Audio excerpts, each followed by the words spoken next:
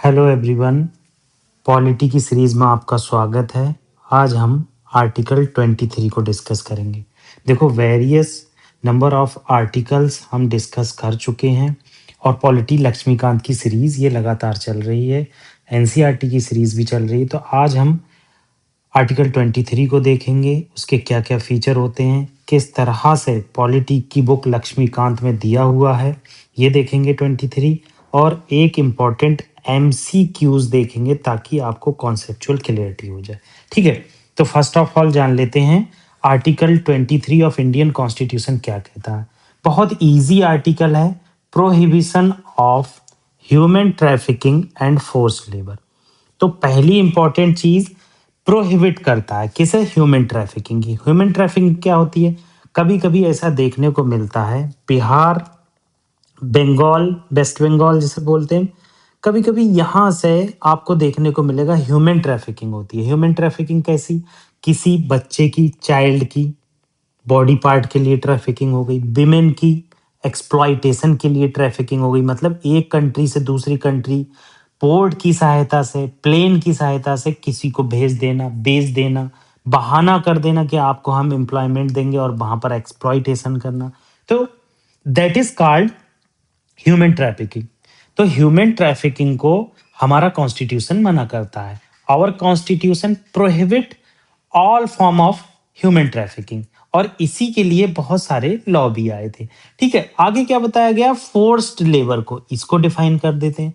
Forced labour क्या होती है? जैसे मान लीजिए जमींदारी सिस्टम चल रहा है, एज्यूम कर लो जमींदारी सिस्टम में आप देखेंगे, you can see that zamindari system have lots of a worker that don't have any income. मतलब उनको कोई भी इनकम की फैसिलिटी नहीं होती है। ठीक है, उनको इनकम कहीं से कहीं तक नहीं मिलती है। उनको फोर्स्ड लेबर किया जाता है, नाम ही है फोर्स्ड लेबर।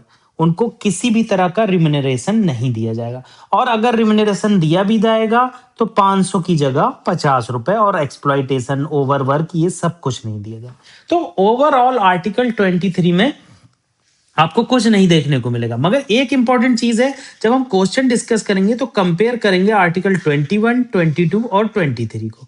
इससे क्या होगा, आपका चीजें क्लियर हो जाएंगी। अब आर्टिकल 23 जो कहता है वो देख लेते हैं। ये ह्यूमन ट्रैफिकिंग को बैन करता है। ठीक है, बाइंग को, सेलिंग को और एक्सप्लॉइटेशन ऑफ पर्सन, किसी भी तरह का एक्सप्लॉइटेशन, उसको इनवैलिड ठहराता है। जैसे ये एग्जाम्पल की सहायता ने उन्होंने फोर्स प्रोस्टिट्यूशन को समझाया है, और employment of illegal sweat shop. मतलब कोई भी शॉप में इलीगली आप किसी को एम्प्लॉयड किए हुए हैं, धमकी दे रहे हैं उसे।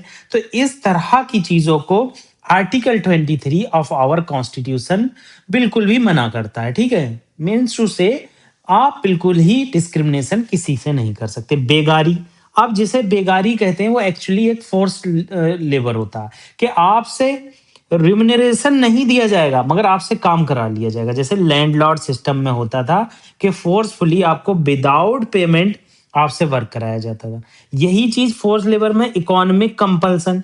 आप क्या है, मान लो कि कोई वर्कर है, उसके घर बहुत प्रॉब्लम है, उसे पैसे की सख्त जरूरत है, तो इस चीज का सब कॉन्शियसली क्या करते हैं, जमींदार फायदा उठाते हैं। अब जमींदार क्या करेंगे कि उनको 500 की जगह दे देंगे 250 रुपए, तो वो मजबूरी में रोजी रोजगार के लिए करेगा। मतलब मिनिमम वेजेस से कम देना भी ये एक तरह का क्राइम माना जाता है। मतलब ये extremely low form of wages, ये पॉवर्टी की वजह से, हंगर की वजह से जो नहीं करना चाहिए, और सुप्रीम कोर्ट इसको इंटरप्रेट करता है ये भी एक तरह का फोर्स्ड लेबर है। ठीक है, अब एक्सेप्शन क्या है? जैसे कंपलसरी पब्लिक सर्विस है। अब कोई पब्लिक सर्विस है, जैसे डिजास्टर रिलीफ के लिए आप काम कर रहे हैं, कोई सोशल वर्क कर रहे हैं, तो आपको स्टेट विदाउट डिस्क्रिमिनेशन किए आपसे कंपलसरी वर्क करने को कह सकता है। ठीक है, तो ये एक्सेप्शन है। मतलब आप, स्टेट ने कहा है कि उस विलेज में जाकर हमें सफाई करना है, तो आपसे स्टेट कोई डिस्क्रिमिनेशन नहीं कर रहा है, बस सर्टिफिकेट दे रही है कॉलेज या यूनिवर्सिटी।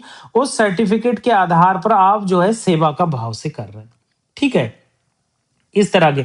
अब इसको इन्फोर्समेंट किया गया आर्टिकल 23 को पार्लियामेंट की सहायता से, और इसको इंप्लीमेंट करने के लिए parliament had introduced Bonded Labor System Abolition Act 1966. Bonded labor system was introduced by Government of India in 1967.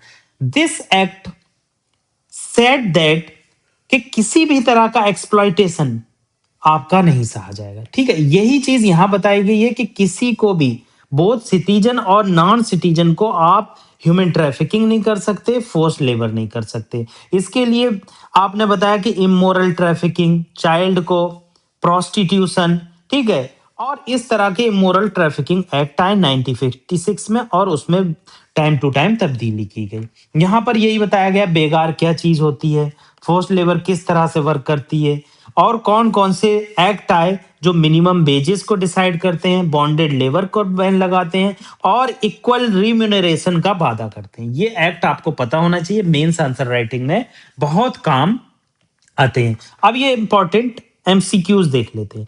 Article 23, 22 और 21 के बारे में बताता है। अब इसमें हमें करेक्ट बताना। अब आर्टिकल 22 के बारे में बताया है, right to live with dignity and protect individuals against arbitrary deprivation of life and personal liberty by the state। मतलब बिल्कुल ठीक है भाई, इंडिविजुअल की डिग्निटी और आर्बिट्रेरी आप लाइफ को और उसकी पर्सनल डिग्निटी को वायोलेट नहीं कर सकते। You can not do this, understand. तो ये बिल्कुल ही सही है, तो आपका यहां सी ऑप्शन कट गया। 25% आपका क्वेश्चन सॉल्व हो चुका है। अब आर्टिकल 22 क्या कहता है, provide absolute protection against preventive detention. भाई याद करो, मैंने ऐसा कुछ कहा था? बिल्कुल नहीं कहा था। प्रिवेंटिव डिटेंशन के केस में एब्सोल्यूट प्रोटेक्शन नहीं है। एब्सोल्यूट का मतलब है कि आप किसी को बिना बताए या बिना इन्फॉर्म किए किसी को कैद में नहीं डाल सकते, मगर प्रिवेंटिव डिटेंशन के केस में डाल सकते हैं सॉवरेनिटी, सिक्योरिटी और इंडिया की यूनिटी के खिलाफ अगर कोई जाता है। तो ये यहां पर गलत हो जाता है, तो दूसरा ऑप्शन कट जाएगा, तो डी कट जाएगा, ए कट जाएगा। मतलब 110% आपका क्वेश्चन सॉल्व हो गया। अब आपका यहां से बी आंसर आ गया। अब तीसरा ऑप्शन क्यों सही है ये देख लेते हैं। Prohibit force labour including situation arising out of economic compulsion even when some remuneration is paid। अगर किसी को भी थोड़ा सा रिम्यूनरेशन पेड किया जाएगा तब भी उसको फोर्स लेबर के अंदर आएगा। क्यों आएगा? सुप्रीम कोर्ट ने कहा कि आप किसी को मिनिमम बेस से कम नहीं दे सकते। ठीक है, तो ये यहां पर बिल्कुल ठीक है। Compulsory service for public purposes without discrimination is permitted under Article 23 even though forced labor is otherwise prohibited। forced labor otherwise prohibited है, मगर आप कंपलसरी पब्लिक सर्विस कर सकते हैं। तो ये आपका ठीक हो गया। देखें आंसर 1, 3 एंड 4। आर्टिकल, अब मैंने ये 3 बताया क्यों सही, तो स्टेटमेंट 2 क्यों इनकरेक्ट है। Not provide absolute protection in case of preventive detention, permit preventive detention, safeguard maximum detention. मतलब 2 महीने तक आपको कोई बिना बताए रख सकता है सिक्योरिटी के नाम पर और यूनिटी के नाम पर। तीसरा आप सही है, यहाँ पढ़ सकते हैं। क्यों सही है मैंने बताया, force labour economic compulsion, minimum base से आप कम नहीं दे सकते। और चौथा क्यों सही है, आर्टिकल 23 कहता है पब्लिक सर्विस आप दे सकते हैं, आपको कंपलसरी हो सकती है मगर कोई ज़रूरी नहीं है इसमें कास्ट बेस पर हो। तो ये हमने आर्टिकल 23 डिस्कस किया। आप पॉलिटी की सीरीज, हिस्ट्री की सीरीज, ज्योग्राफी की सीरीज और इकोनॉमी की सीरीज देख सकते हैं, मगर कोई भी अभी कंप्लीट नहीं है। उसे धीरे धीरे जैसे जैसे मुझे टाइम मिल रहा है उसे मैं कंप्लीट कर रहा हूँ। Revision is the key of success. जितनी ज़्यादा रिवीजन उतनी करीब सक्सेस, रिस्क कम होता चला जाता है। Thank you.